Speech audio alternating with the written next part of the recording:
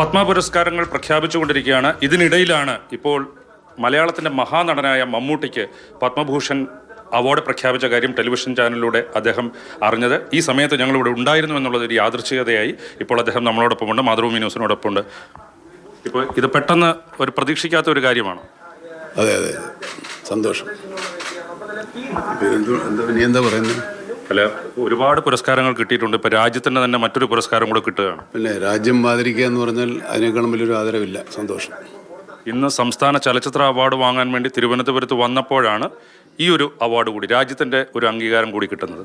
സന്തോഷം, അതിസന്തോഷം. മലയാളികളോട് മൊത്തത്തിൽ പറയാനുള്ളത്? എനിക്ക് സന്തോഷമാണ്, നിങ്ങൾക്കും സന്തോഷമായില്ലേ? അത്രയുള്ളൂ. ഇപ്പോൾ വലിയൊരു സന്തോഷം. ഇപ്പോൾ മലയാളികളെല്ലാം ഒരു മമ്മൂക്കയോടൊപ്പം പ്രാർത്ഥനയോടെ ഉണ്ടായിരുന്നു. അതിനുശേഷം കിട്ടുന്ന പുരസ്കാരം എന്നുള്ള രീതിയിൽ ഒരു ഇരട്ടി സന്തോഷം തോന്നുന്നുണ്ട്. നിങ്ങൾ സന്തോഷം കൂട്ടിക്കണ്ട, കുറേ കൂടെ ഇനിയും കൂടുതൽ എല്ലാവർക്കും സന്തോഷം ഉണ്ടാകുന്ന രീതിയിലുള്ള പുരസ്കാരങ്ങൾ കിട്ടട്ടെ എന്ന് ആശംസിക്കുന്നു. സന്തോഷം, സന്തോഷം. പോരെ, അപ്പോഴും സന്തോഷമായി. Thank you.